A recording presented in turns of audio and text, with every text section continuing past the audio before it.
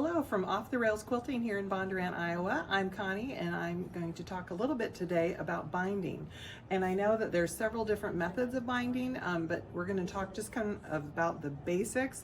I'm going to first kind of go over some size differences. So in a lot of patterns you see them asking for you to cut 2.5-inch strips. I personally like a little skinnier binding, so I do either 2 1/4 or 2 1/8 depending on my method, and here's how I determine which size I'm going to use. You'll notice in this quilt we have pattern right up to the point here, so that your binding is going to be defining a point in the quilt.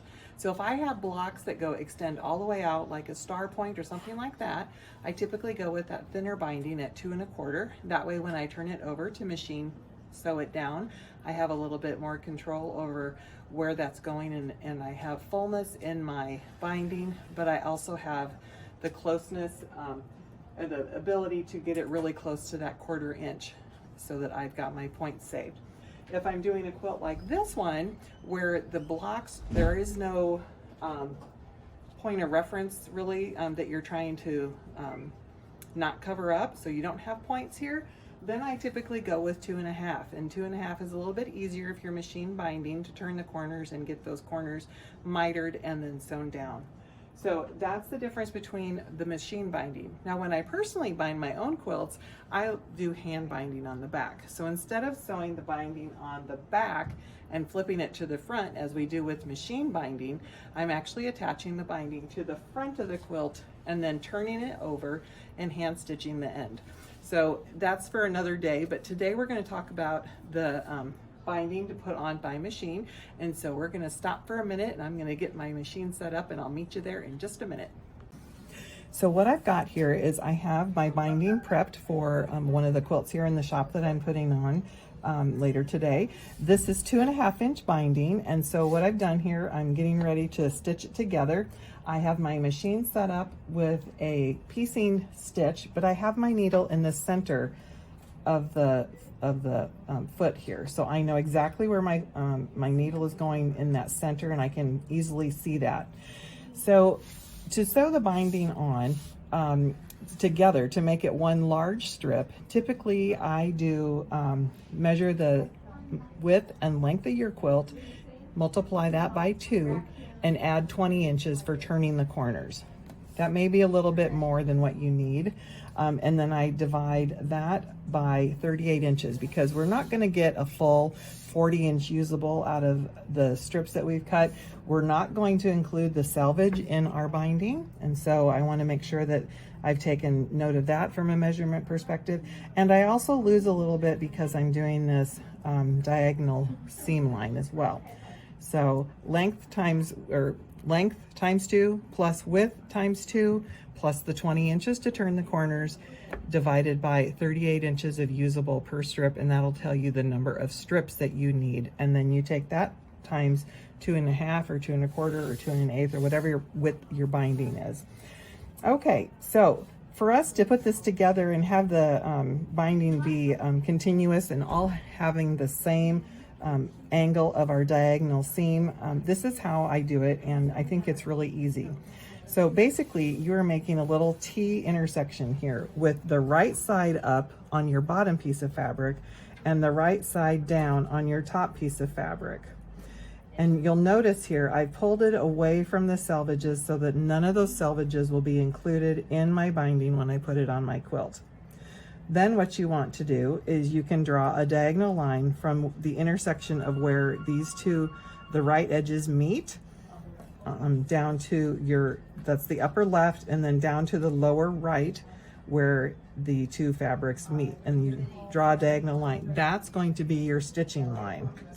Now you'll see I've got it pinned here with some monster pins. I didn't go get the fancy pins for quilting. I just used RT pins, so probably won't have those in your sewing box, but if you do, just make sure you are putting them in a place that you're not going to run over them. So we definitely want to avoid our pins with our needle, or even with your feed dogs and such. Just keep them away from that. So we're just simply going to stitch right on that line that we drew and get to the end here, and I'm going to cut so you can see how this works.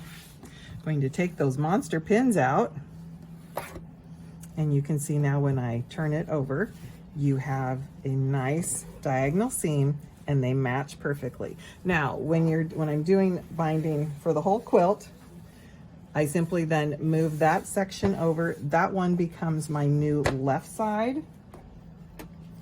And I have a pile of my 2.5-inch strips here on my leg, and I have my 2.5-inch strip, putting it on there. Now, if you've been doing binding for a long time like me, we sometimes forgo the marking process.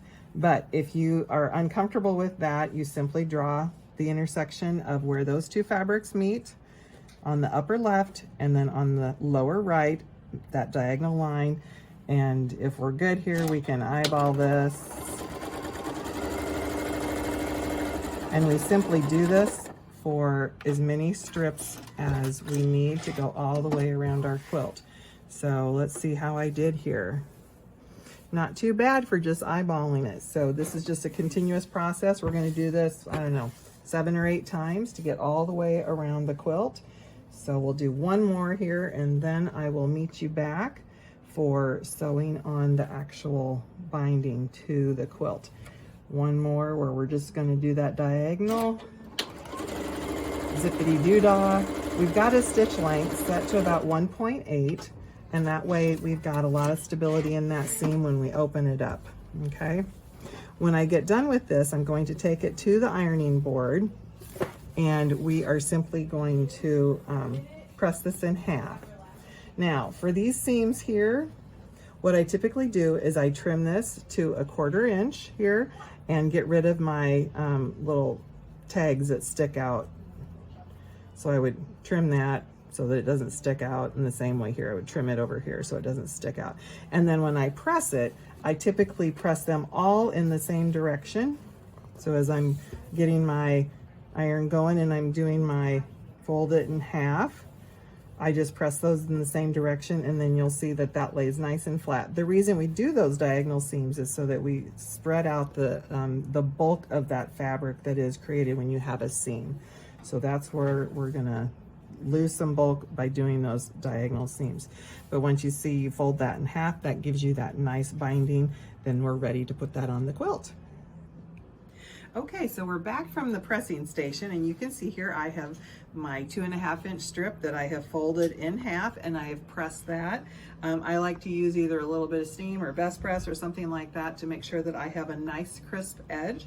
And you'll also notice if I come down here, you'll see that I have pressed my diagonal seams in one direction. So you see there, got pressed in one direction, and then you fold it in half and press that. Okay, so before I get going on applying my binding to the quilt, I want to do some preliminary measurements to make sure that I do not have one of those diagonal seams that I put my pieces of binding together with hitting at a corner.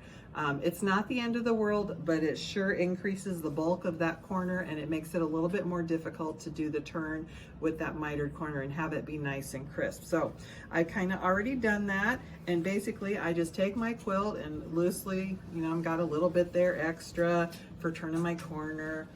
I've got another little bit extra on this one, and I can see that I'm not having any issues with running into those diagonal seams on my corner. So with that, we are getting ready to sew.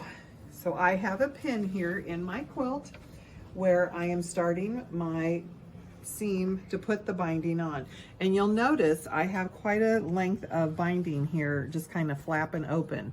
This is so that when we are all the way around, we can join these two pieces that come here at the end.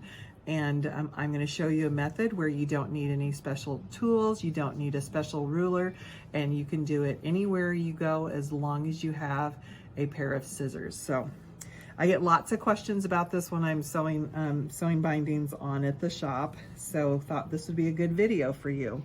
Now we are doing machine binding, and so I am applying the binding to the back of the quilt. And then when we're done with putting it on there, we will simply turn it over and we'll top stitch that down to the front of the quilt using matching thread. So I have my machine set up for my 1/4 inch. I'm using the M7 Continental, my favorite machine. If you are looking for a good workhorse, this is the girl for you. It's not a lightweight, it's over 40 pounds, but she sews like a dream. So we've got matching thread in here. So I've got some purple thread. It's not imperative that you use matching thread when you're attaching the binding, but that top stitching is where you're going to want to have some type of match going on there. So it doesn't, you don't call attention to your binding, stitching it down, unless you really want to do so. So now that we got all that taken care of, we're going to go here right to the machine and we're going to sew this on. Remember, I'm leaving that tail. I got to get my presser foot here. I've got my 1/4 inch set, and I have the machine set to hover and stop with the needle down, so when I make my turns and such, I can easily do that without having to worry about my losing my place here. And I'm gonna just do a little back stitch here, and we are gonna zoom to the corner. And so be patient with me as we go here.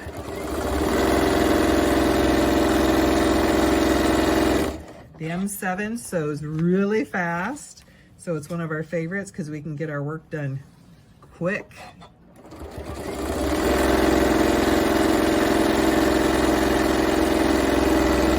Okay, as I get close to the corner here, I am going to stop about a 1/4 inch away from the corner, and there's a couple of schools of thought about what to do next. Some people do a little back stitch here.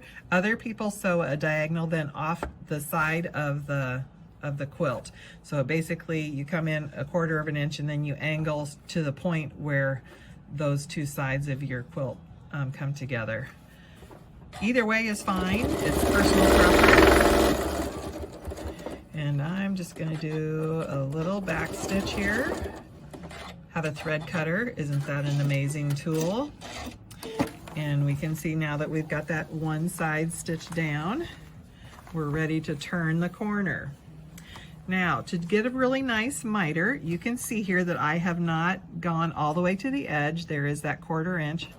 And what we're going to do is we're going to fold this up and away from ourselves, okay?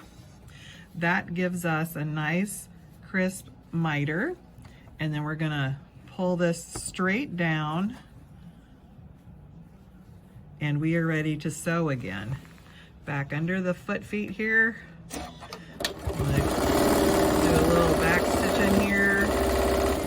And we're gonna go zippity-doo-dah fast as soon as I get myself situated here to the next corner, and we'll show you one more just for good measure.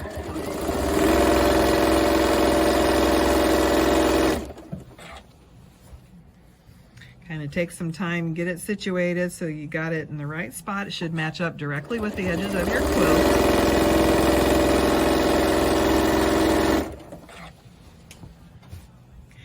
I told one of the other gals at the shop, I said, I think I picked the one with the wildest backing on it to show you this.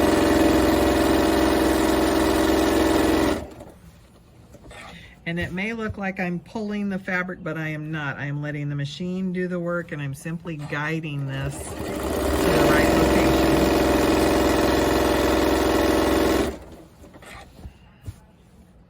We are almost to the end here, ready to turn the corner.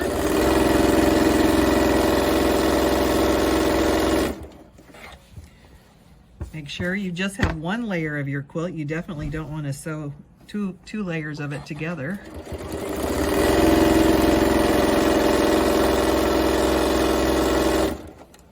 Okay, we're getting close here. There's my edge of the quilt. And there we go. Back stitch a little, cut my thread, and I'm ready to turn. Okay, to the left, turn it to the left because we're going down this side next. This works better if I don't have my foot on the binding. Once again, we're going to do that straight up, and you want to make sure that the line of your binding here is straight with the edge of your quilt.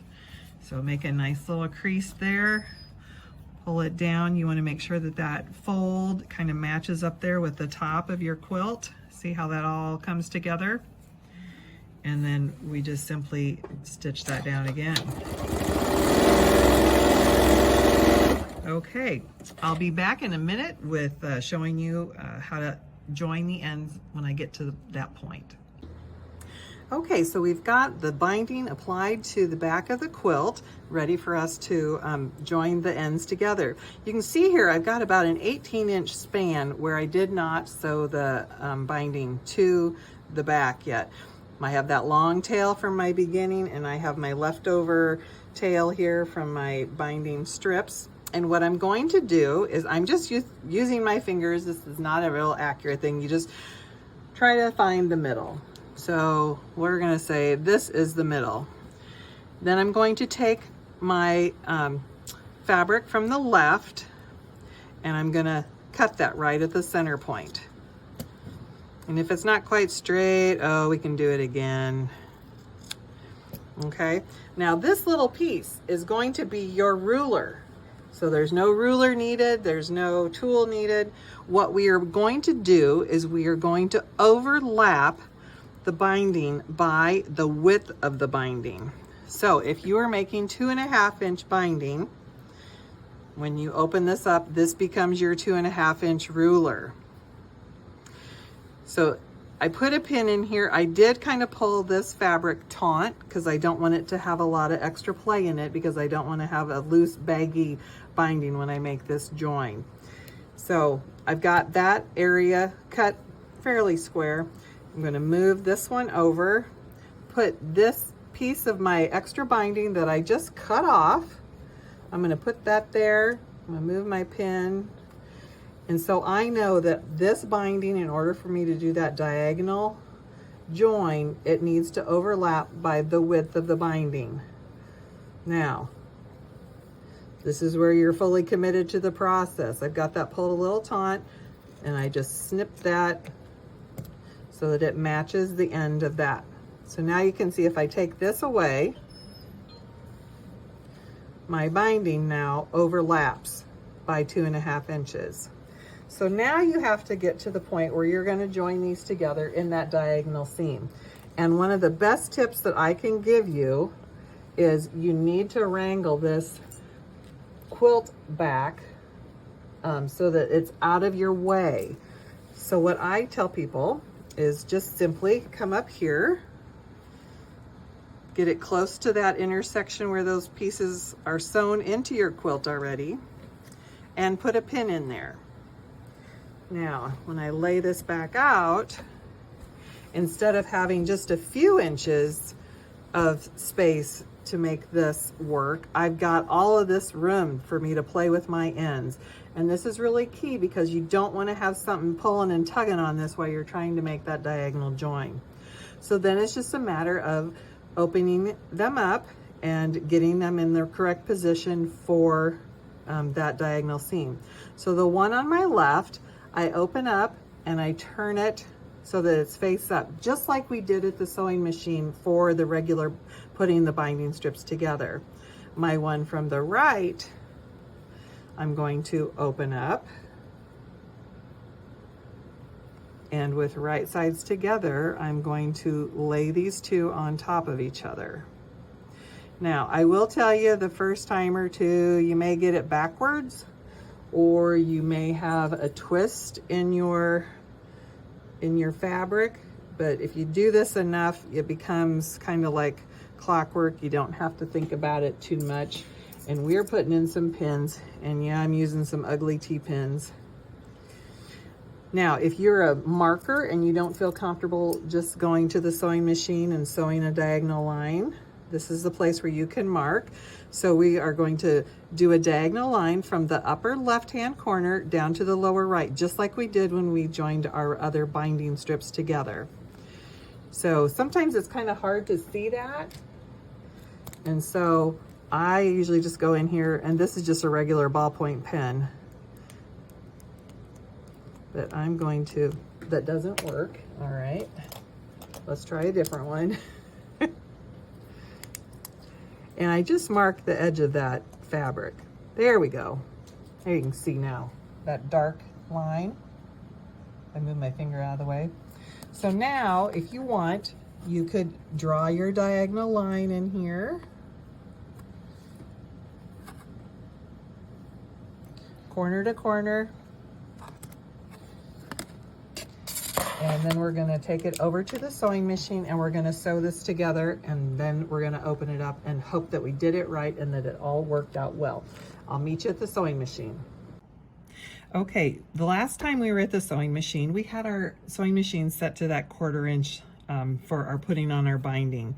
Now we need to change our needle position and move it over to the center so that I can watch it exactly where it goes on that line. You'll notice here, I've got a lot of extra fabric available for some play. If you did not pin this, it would be pulling at you. And so I've just learned that one little pin does a world of good. So now we're just ready to go ahead and sew this seam. And I'm gonna take my pins out now that I've got it kind of where I want it.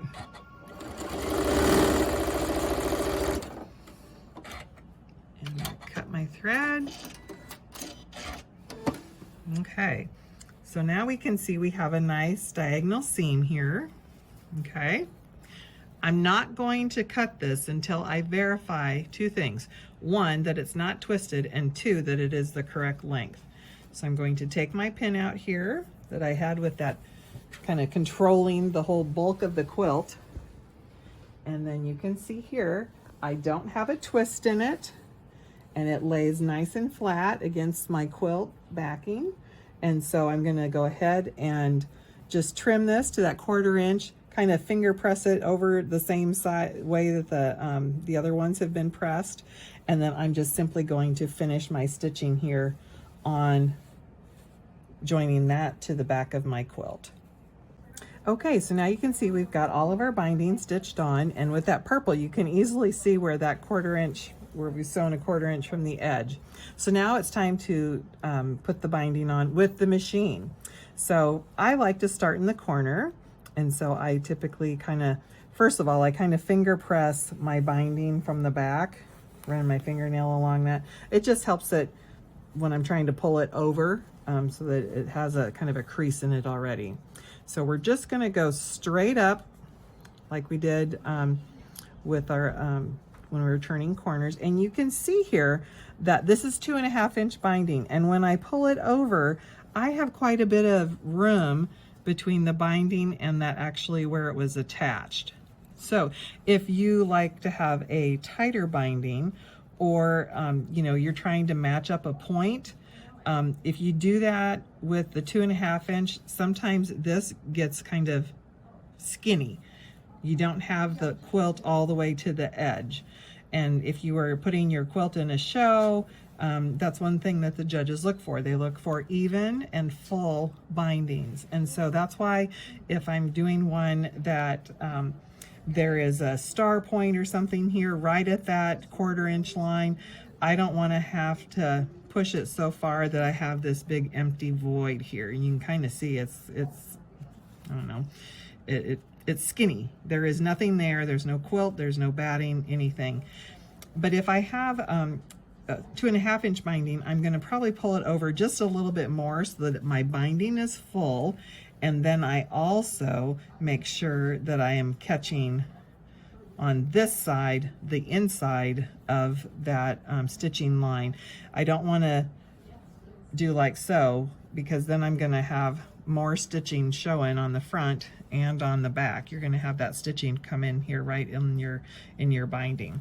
So the way we do it here at the shop is we just pull it over a little bit further, and then it'll be, oh, maybe an 1/8 or a 1/16 inch away from where that join is right there, and it'll just be a line all the way around the outside of your quilt.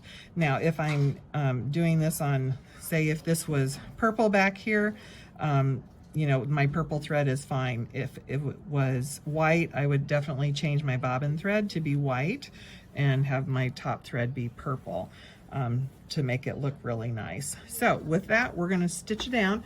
I did change my machine a little bit. I have my needle in the center position. I have increased my stitch length to 2.0. I don't need that real tight stitch length anymore because I'm not holding little pieces together, but I am holding rather you know, these large pieces. So we want that up there at the top, just straight. And I use my seam ripper. This is like a multi-purpose tool for me. I love it. I use it as a stiletto. I'm gonna put my needle down, go a few stitches. I'm gonna back her up.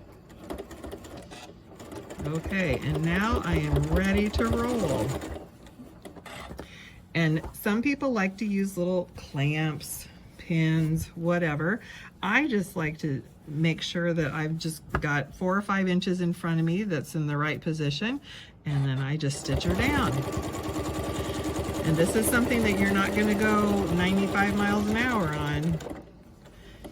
And you can see here, we are stitching really close to that edge, so it's just a matter of top stitching, okay? You can see that right there. It's kind of hard to tell because the purple thread matches it so well.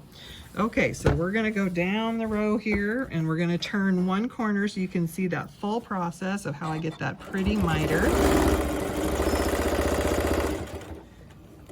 And I've got my machine set so that when I stop, my needle stays down, but you can see I've got my finger under here. It hovers with that foot. So that's kind of a nice little feature, and that way I can smooth out stuff as it goes under my needle. And this is one of those skills that if you're one that, like I was a couple of months ago, before I started doing a ton of binding here at the shop, I wasn't as good at it, you know, but practice does make an improvement. And I'm probably sewing a little bit faster and maybe not quite as accurate since we're trying to get to the corner here and not spend a lot of time.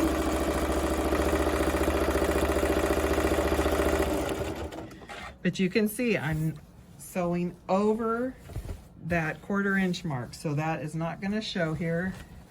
And here at the shop we've got all of our machines put together, and so sometimes finagling larger quilts is a little bit more of a challenge because you don't have the table space. When I do this at home, I like to have it all laid out so I know I don't have any pulling or tugging on it while I'm doing my stitching.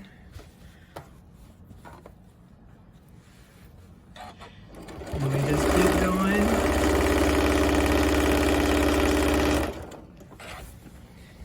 And if you were putting pins in to hold it down, you would definitely need to remove those before you got to them. You don't want to run over pins. Can easily do a lot of things to your machine, break your needle, throw your timing off. And we're getting close to the corner now. Bear with me. And if you haven't done this before, I would suggest do a little sample. Just, you know, throw a quilt sandwich together and make it like a placemat size or something. And hone your skills at making those mitered corners when you're first attaching the binding, and then work on your top stitching skills. And we're gonna turn the corner here, and that's another thing that just takes some practice. Okay, so now you can see I'm getting close to the corner, and I'm in that probably 4 or 5 inch range. So I've got my binding pulled, so I've got my nice little square to the corner here, and I need to fold this over. Now, this is where that little stiletto comes in handy. So if you can see here, my miter is spot on. I've got that join right at that 90 degrees, and I'm going to continue down here.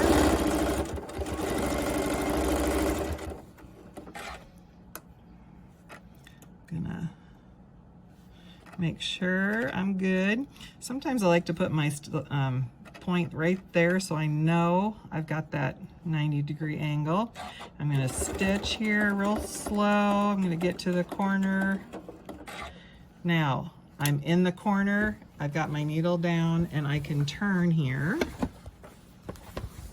And once I take a few stitches here, we'll see how we did.